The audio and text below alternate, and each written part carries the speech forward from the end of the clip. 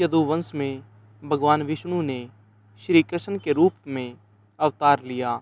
इस बारे में ये श्लोक प्रसिद्ध है, जिसमें श्री कृष्ण नामक निराकार परब्रह्म ने अवतार लिया था। उस यदुवंश को सुनने से मनुष्य सभी पापों से मुक्त हो जाता है। यदु के नाम अनुसार इस वंश के लोग यादव कहलाए। यदुवंश में शस्त्रार्जुन ने संपूर्ण सप्तद्वीपवती पृथ्वी का पालन तथा 10,000 यज्ञों का अनुष्ठान किया। उसके बारे में ये श्लोक आज तक कहा जाता है। यज्ञ, दान, तप, विनय और विद्या में कार्तवीर्य शस्त्रार्जुन की बराबरी कोई भी राजा नहीं कर सकता। उसके राज्य में कोई भी पदार्थ नष्ट नहीं होता था। इस तरह उसने बल, पराक्रम, आरोग्य और संपत्ति को सर्वथा सुरक्षित रखते हुए 85,000 वर्ष राज्य किया। एक दिन जब शस्त्रार्जुन बहुत सी शराब पीकर नर्मदा नदी में जल क्रीड़ा कर रहा था, तब उसकी राजधानी महिष्मतिपुरी पर दिग्विजय के लिए आए हुए संपूर्ण देव, दानव, गंधर्व और राजाओं को हराकर जीत के गरूर में उन्मत्त रावण ने आक्रमण कर दिया। उस समय उसने अचानक ही रावण को पशु की तरह बांधकर अपने नगर के एक सुनसान स्थान में रख दिया। फिर शस्त्रार्जुन के 85,000 वर्ष समाप्त होने पर भगवान नारायण के अंश अवतार परशुराम जी ने अपने पिता जमदग्नि के आश्रम को नष्ट करने और कामधेनु गाय को बलपूर्वक छीनने का बदला लेने के लिए युद्ध में शस्त्रार्जुन की 1000 भुजाओं को काटकर उसका वध कर दिया। एक बार देव और दानवों के बीच युद्ध शुरू होने पर वे दोनों एक दूसरे को मारने की इच्छा से ब्रह्मा जी के पास जाकर बोले, भगवान, हम दोनों के आपसी कलह में कौन सा पक्ष जीतेगा? यह सुन भगवान ब्रह्मा जी बोले, जिस पक्ष की तरफ से राजा रजी शस्त्र धारण कर युद्ध करेगा, उसी पक्ष की जीत होगी। तब दैत्यों ने जाकर रजी से अपनी सहायता के लिए प्रार्थना की। इस पर रजी बोले, यदि देवताओं से युद्ध जीत जाने के बाद यदि मुझे आप लोग इंद्र मानो, तब आपके पक्ष में लड़ सकता हूँ। यह सुनकर दैत्यों ने कहा, हम एक बार कहकर फिर उसके विरुद्ध दूसरी तरह का आचरण नहीं करते। हमारे इंद्र तो प्रहलाद जी हैं और उन्हीं के लिए हमारा यह संपूर्ण उद्योग है। ऐसा कहकर जब दैत्यगण चले गए, फिर देवताओं ने भी आकर राजा से उसी प्रकार प्रार्थना की। तब राजा ने उनके सामने भी वही प्रस्ताव रखा। देवताओं ने उसका प्रस्ताव स्वीकार कर लिया। अतः रजी ने देवसेना की सहायता करते हुए अनेक महान अस्त्रों से दैत्यों की संपूर्ण सेना नष्ट कर दी। तदंतर शत्रु पक्ष को जीत लेने पर देवराज इंद्र ने रजी के दोनों चरणों को अपने मस्तक से लगाकर कहा, भय से रक्षा करने और अन्न दान देने के कारण आप हमारे पिता हैं। आप संपूर्ण लोकों में सर्वोत्तम हैं, क्योंकि मैं त्रिलोक के अंदर आपका पुत्र हूँ। यह सुनकर राजा ने हंसकर कहा, चल ऐसा ही सही, शत्रु पक्ष की भी नाना प्रकार की चाटुवाक्य युक्त अनुन्य विनय का अतिक्रमण करना उचित नहीं होता। फिर स्वपक्ष की तो बात ही क्या है। अर्थात दुश्मन भी यदि चापलूसी करके अपना काम निकालना चाहे, तब उसकी भी मदद की जाती है। फिर आप तो अपने ही साथी भाई हो, आपकी मदद करना तो बेहद ज़रूरी है। ऐसा कहकर राजा रजी अपनी राजधानी चले गए।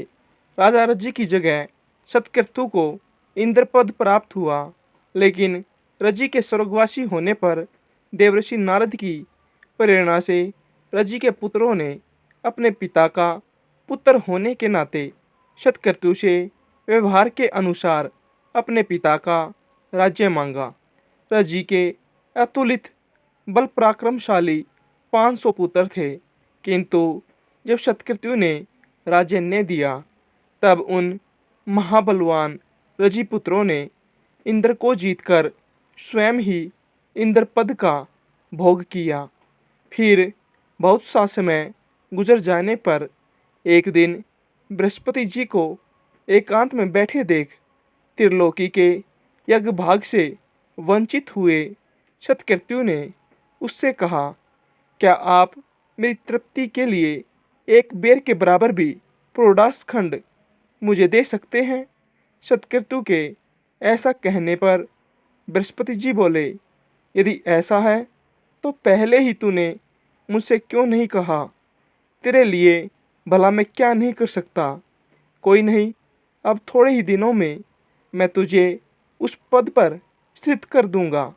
ऐसा कहकर बृहस्पति जी रजिपुत्रों की बुद्धि को मोहित करने के लिए अभिचार तथा इंद्र की तेजोवृद्धि के लिए हवन करने लगे। बुद्धि को मोहित करने वाले उस अभिचार कर्म से अभिभ्रत हो जाने के कारण रजिपुत्र ब्राह्मण विरोधी, धर्म त्यागी और वेद विमुख हो गए। तब धर्माचारहीन हो जाने से इंद्र ने उन्हें मार डाला और पुरोहित जी के द्वारा तेजोवृद्ध होकर स्वर्ग पर अपना अधिकार जमा लिया। इस प्रकार इंद्र द्वारा अपने पद से गिरकर उस पर फिर आरूढ़ होने के इस प्रसंग को सुनने से पुरुष अपने पद से पतित नहीं होता और उसमें कभी दुष्टता नहीं आती। नहुस को यति, ययाति, संयाति, आयति, वियायति और कृति नामक 6 महाबल विक्रमशाली पुत्र हुए। यति ने राज्य की इच्छा नहीं की, इसलिए ययाति ही राजा बना। ययाति ने शुक्राचार्य जी की पुत्री देवयानी और वृषपर्वा की कन्या शर्मिष्ठा से विवाह किया। उनके वंश के संबंध में यह श्लोक प्रसिद्ध है। देवयानी ने यदु और तुर्वसु को जन्म दिया तथा वृषपर्वा की पुत्री शर्मिष्ठा ने तुहयु, अनु और पुरु को उत्पन्न किया। ययाति शुक्राचार्य जी के श्राप के कारण समय से पहले ही बूढ़ा हो गया। इसके कुछ समय बाद बुढ़ापे से तंग आकर ययाति ने अपने पुत्र यदु से कहा, वत्स, तुम्हारे नाना के श्राप से मुझे असमय में ही वृद्धावस्था ने घेर लिया है। अब उन्हीं की कृपा से मैं ये बुढ़ापा तुझे देना चाहता हूँ। मैं अभी विषय भोगों से तृप्त नहीं हुआ हूँ, इसलिए 1000 वर्ष तक मैं तुम्हारी युवावस्था से उन्हें भोगना चाहता हूँ। इस बारे में तुम्हें किसी प्रकार की आनाकानी नहीं करनी चाहिए। किंतु पिता के ऐसा कहने पर यदु ने बुढ़ापा ग्रहण करना न चाहा। तब ययाति ने उसे श्राप दिया कि तेरी संतान राज्य पद के योग्य न होगी। फिर राजा ययाति ने तुर्वस, द्रुहयु और अनु से भी अपनी जवानी के बदले बुढ़ापा लेने को कहा, लेकिन उन्होंने भी अपनी जवानी देने से मना कर दिया। फिर उनको भी उनके पिता ययाति ने यही श्राप दिया कि तुम्हारी संतान राज्य पद के योग्य न होगी। अंत में शर्मिष्ठा के सबसे छोटे पुत्र पुरु से भी वही बात कही। तब उसने अति नम्रता और आदर के साथ पिता को प्रणाम करके उदारता पूर्वक कहा, यह तो हमारे ऊपर आपका महान अनुग्रह है। ऐसा कहकर पुरु ने अपने पिता की वृद्धावस्था ग्रहण कर उसे अपना यौवन दे दिया। राजा ययाति ने पुरु का यौवन लेकर समय अनुसार प्राप्त हुए यथेच्छ विषयों को अपने उत्साह के अनुसार धर्मपूर्वक भोगा और अपनी प्रजा का भली प्रकार पालन किया। फिर पिशुवाची और देवयानी के साथ विविध भोगों को भोगते हुए मैं कामनाओं का अंत कर दूंगा। ऐसा सोचते सोचते रोजाना भोगों के लिए उत्कंठित रहने लगे। भोगों को लगातार भोगते रहने से उन कामनाओं को अत्यंत प्रिय मानने लगे। तदुपरांत उन्होंने इस प्रकार अपना उद्गार प्रकट किया, भोगों की तृष्णा उनके भोगने से कभी शांत नहीं होती, बल्कि व्यर्थ आहुति से अग्नि के समान वह बढ़ती ही जाती है। संपूर्ण पृथ्वी पर जितने भी धान्य, यव सुवर्ण, पशु और स्त्रियां हैं, वे सब एक मनुष्य के लिए भी संतोषजनक नहीं है। इसलिए तृष्णा को सर्वथा त्याग देना चाहिए। जिस समय कोई पुरुष किसी भी प्राणी के लिए पापमयी भावना नहीं करता, उस समय उस समदर्शी के लिए सभी दिशाएं सुखमयी हो जाती है। दुर्मतियों के लिए, जो अत्यंत दुस्तज्य है तथा वृद्धावस्था में भी जो स्थिर नहीं होती, बुद्धिमान पुरुष उस तृष्णा को त्याग कर सुख से परिपूर्ण हो जाता है। अवस्था के जीर्ण होने पर बाल और दांत तो जीर्ण हो जाते हैं, किंतु जीवन और धन की आशाएं उसके जीर्ण होने पर भी जीर्ण नहीं होती। विषयों में आसक्त रहते हुए मुझे 1000 वर्ष बीत गए, फिर भी नित्य ही उनमें मेरी कामना होती है। अतः अब मैं इसे छोड़कर और अपने चित्त को भगवान में ही स्थिर कर निर्द्वंद और निर्मम होकर वन में मृगों के साथ विचरूंगा। इसके बाद राजा ययाति ने पुरु से अपनी वृद्धावस्था लेकर उसका यौवन उसे दे दिया और उसे राज्य पद पर अभिषिक्त कर वन को चले गए। दीर्घ तपा से धन्वंतरी नामक पुत्र हुआ।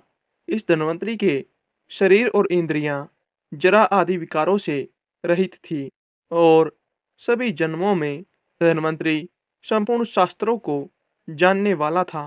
पूर्व जन्म में भगवान नारायण ने उसे यह वर दिया था कि काशीराज के वंश में उत्पन्न होकर तुम संपूर्ण आयुर्वेद को 8 भागों में विभक्त करोगे और यज्ञ भाग के भोक्ता होगे। कुशाम्ब ने इस इच्छा से कि मुझे इंद्र के समान पुत्र हो, ऐसा सोचकर तपस्या की। उसके कठिन तप को देखकर इंद्र ने सोचा, क्यों न मैं ही इनके घर पुत्र रूप में जन्म ले लूं, ताकि कोई दूसरा बल में मेरे बराबर न हो। ऐसा सोच इंद्र ने कुशाम्ब के घर पुत्र रूप में जन्म लिया। उसका नाम गादी रखा गया। फिर गादी के घर सत्यवती नामक कन्या ने जन्म लिया। सत्यवती के जवान होने पर भृगु के पुत्र रचिक ने सत्यवती से विवाह करना चाहा। गादी ने रचिक के गुस्सेल चेहरे और बूढ़ी देह को देखकर उसे अपनी कन्या न देने की इच्छा से कन्या के बदले चंद्रमा के समान कांतिमान और पवन के तुल्य वेगवान 1000 श्याम वर्ण घोड़े मांगे। फिर रचिक ने अश्व तीर्थ से उत्पन्न हुए वैसे ही 1000 घोड़े गादी को वरुण से लेकर दे दिए। फिर रचिक ने सत्यवती से विवाह कर लिया। कुछ समय बाद उन्होंने संतान की कामना से सत्यवती के लिए चरु यज्ञीय खीर तैयार किया और एक दूसरा चरु उसकी माँ के लिए भी बनाया, ताकि उसे एक क्षत्रिय श्रेष्ठ पुत्र की प्राप्ति हो। अलग अलग यज्ञीय खीर यानी चरु माँ और बेटी को देकर उन्हें सही तरह समझाते हुए कि ये माँ के लिए है और ये बेटी के लिए, इनका तुम यथोचित उपयोग करना। ऐसा कहकर महर्षि ऋचिक वन चले गए। उनका उपयोग करते समय सत्यवती की माँ ने उससे कहा, बेटी, सभी अपने लिए ही सबसे अधिक गुणवान पुत्र चाहते हैं। अपनी पत्नी के भाई के गुणों में किसी की भी विशेष रुचि नहीं होती। इसलिए तू अपनी खीर मुझे दे दे और मेरी खीर तू खा ले, क्योंकि मेरे पुत्र यानी तेरे भाई को संपूर्ण भूमंडल का पालन करना होगा, जबकि तेरे पुत्र ब्राह्मण कुमार को बल, वीर्य तथा संपत्ति आदि से लेना देना ही क्या है। ऐसा सुनकर सत्यवती ने अपनी खीर अपनी माँ को दे दी और उसकी खुद खा ली। वन से लौटने पर ऋषिक ने सत्यवती को देखकर कहा, अरे पापिनी, तूने ऐसा क्या अकार्य किया है जिससे तेरा शरीर ऐसा भद्दा दिखाई दे रहा है। जरूर तूने अपनी माँ के चरू का उपयोग किया है, जो तूने ठीक नहीं किया। मैंने उसमें संपूर्ण ऐश्वर्य, पराक्रम, शूरता और बल की संपत्ति का आरोपण किया था तथा तेरे में शांति, ज्ञान, तितिक्षा आदि संपूर्ण ब्राह्मणोचित गुणों का समावेश किया था। अब उसका असर उल्टा होगा। तुझे ब्राह्मण की बजाय अति भयानक अस्त्र शस्त्रधारी, पालन कर्म में तत्पर, क्षत्रिय के समान आचरण वाला पुत्र होगा और तेरी माँ को शांति प्रिय, ब्राह्मणाचार युक्त पुत्र होगा। ये सुनते ही सत्यवती ने ऋचिक के चरण पकड़ लिए और प्रणाम करके कहा, भगवान, अज्ञानवशी मैंने ऐसा किया है, अतः प्रसन्न होइए और कुछ ऐसा कीजिए जिससे मेरा पुत्र क्षत्रिय आचरण वाला न हो, भले ही पौत्र ऐसा हो जाए। उसके बाद सत्यवती की माँ ने विश्वामित्र को जन्म दिया और सत्यवती ने जमदग्नि को जन्म दिया। फिर सत्यवती कौशिकी नामक नदी बन गई। जमदग्नि ने इक्ष्वाकु कुल उद्भव रेणु की कन्या रेणुका से विवाह किया। रेणुका से जमदग्नि के सारे क्षत्रियों का नाश करने वाले भगवान परशुराम जी उत्पन्न हुए, जो नारायण के अंश थे। सुहोत्र के पुत्र जहनु ने अपने संपूर्ण यज्ञशाला को गंगा जल से डूबा हुआ देख गुस्से से लाल आंखें कर भगवान यज्ञ पुरुष को परम समाधि के द्वारा अपने में स्थापित कर संपूर्ण गंगा जी को पी लिया। फिर देव ऋषि इन्हें प्रसन्न कर गंगा जी को इनकी पुत्री रूप से पाकर ले गए। भगवान, आपने सूर्यवंशीय राजाओं का वर्णन तो कर दिया, अब मैं संपूर्ण चंद्रवंशीय भूपतियों का वृतांत भी सुनना चाहता हूँ, जिन स्थिर कीर्ति महाराजाओं की संतति का सुयश आज भी गान किया जाता है। हे ब्रह्मन, प्रसन्न मुख से आप उन्हीं का वर्णन मुझसे कीजिए। हे मुनि शार्दुल, परम तेजस्वी चंद्रमा के वंश का क्रमशः श्रवण करो, जिसमें अनेकों विख्यात राजा लोग हुए हैं। यह वंश नहुष, ययाति, कार्तवीर्य और अर्जुन आदि अनेकों अति बल, पराक्रमशील, कांतिमान, क्रियावान और सद्गुण संपन्न राजाओं से अलंकृत हुआ है। सुनो, मैं उसका वर्णन करता हूँ।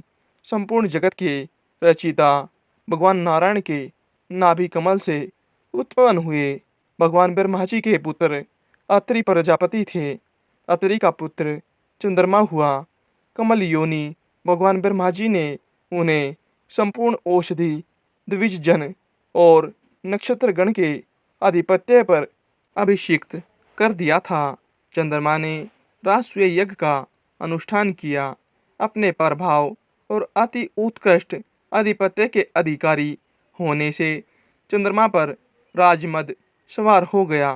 तब मद उन्मत्त हो जाने के कारण उसने सभी देवताओं के गुरु भगवान बृहस्पति जी की भार्या तारा का हरण कर लिया तथा बृहस्पति जी की प्रेरणा से भगवान ब्रह्मा जी के बहुत कुछ कहने सुनने और देव ऋषियों के मांगने पर भी तारा को नहीं छोड़ा।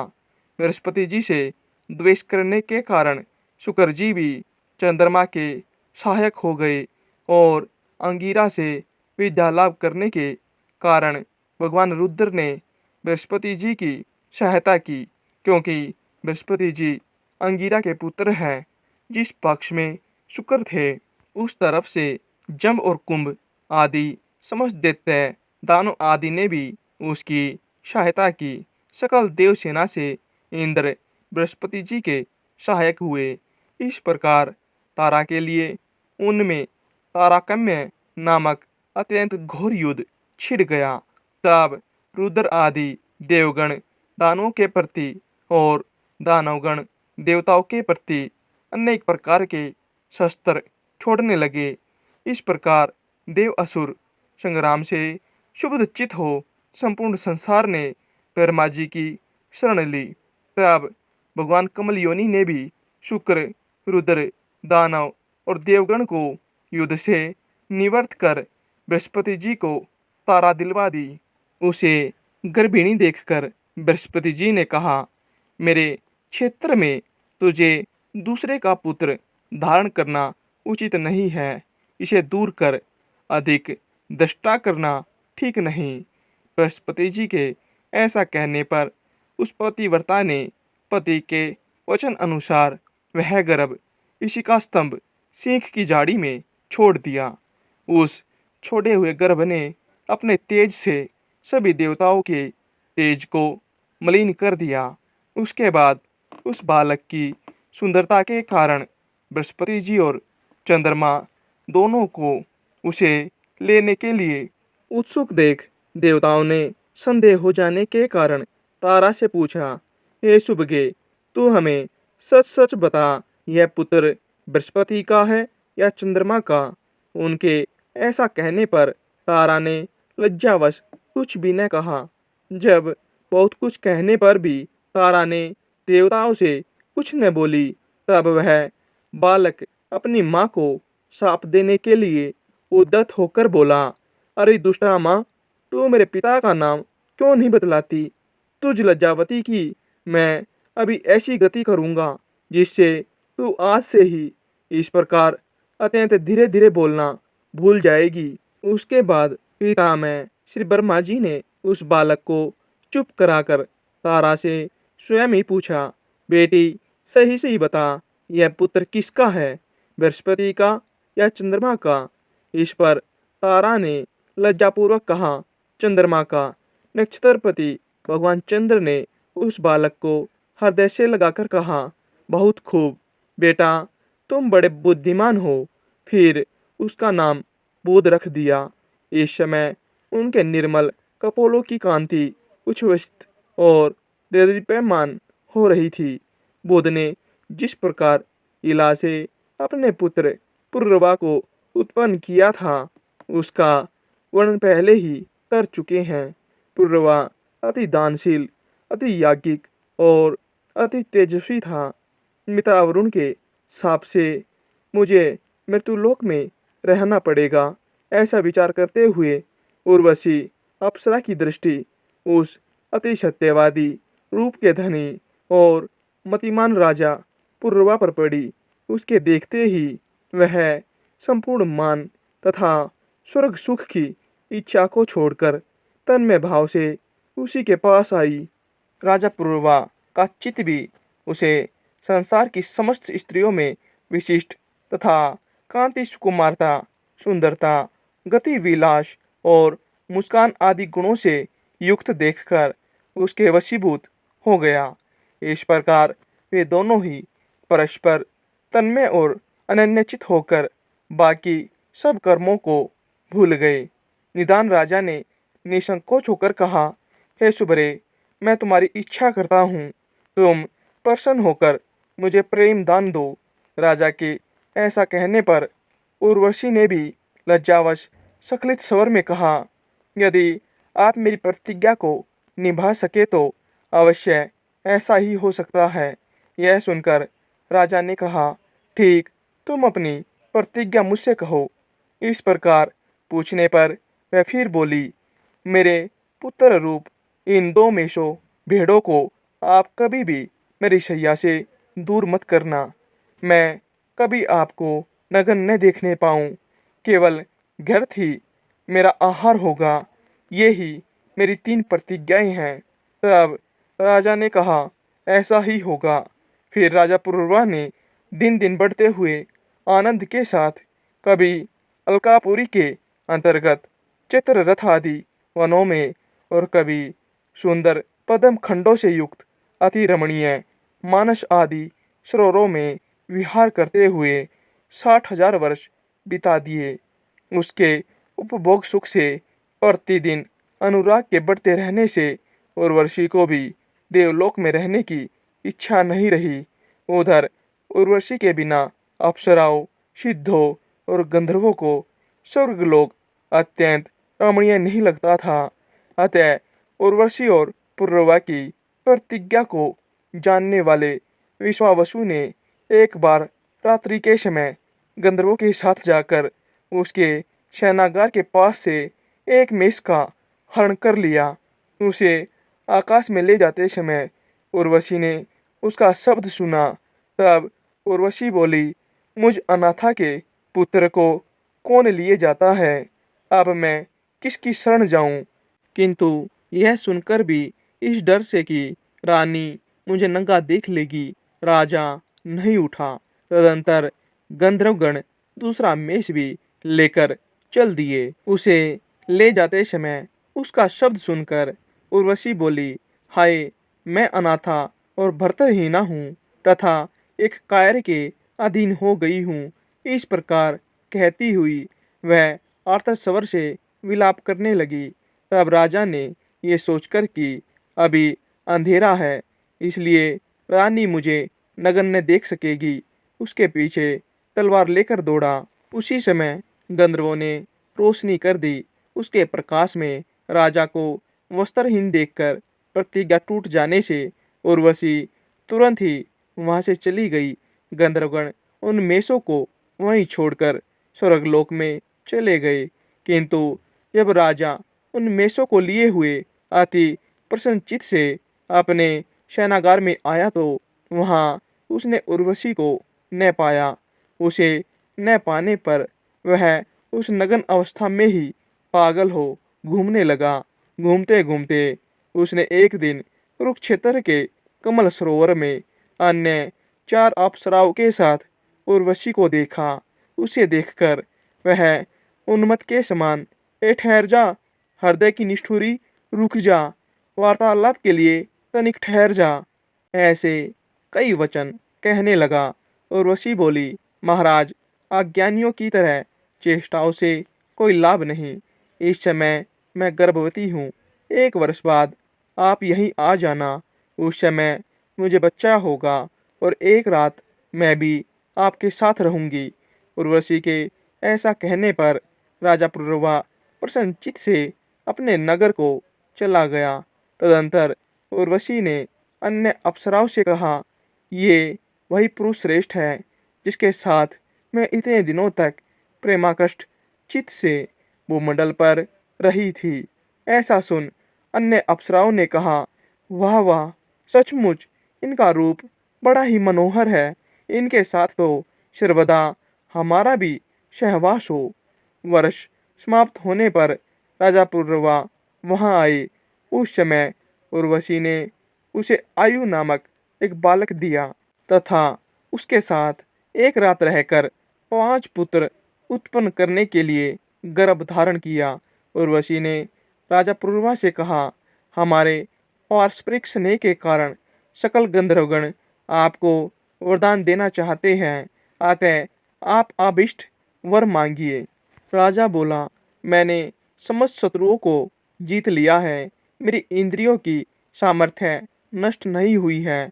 मैं बंधुजन, असंख्य सेना और कोष से भी संपन्न हूँ। इस समय उर्वशी के सहवास के अतिरिक्त मुझे और कुछ भी प्राप्त नहीं है, अतः मैं उर्वशी के साथ ही रहना चाहता हूँ। राजा के ऐसा कहने पर गंधर्वों ने उसे एक अग्निशथली अग्नियुक्त पात्र देकर कहा, इस अग्नि के वैदिक विधि से गर्भापत्य, आहवनीय और दक्षिणा अग्नि रूप 3 भाग करके इसमें उर्वशी के सहवास की कामना से भली भांति यजन करो तो अवश्य ही तुम अपना अभीष्ट प्राप्त कर लोगे।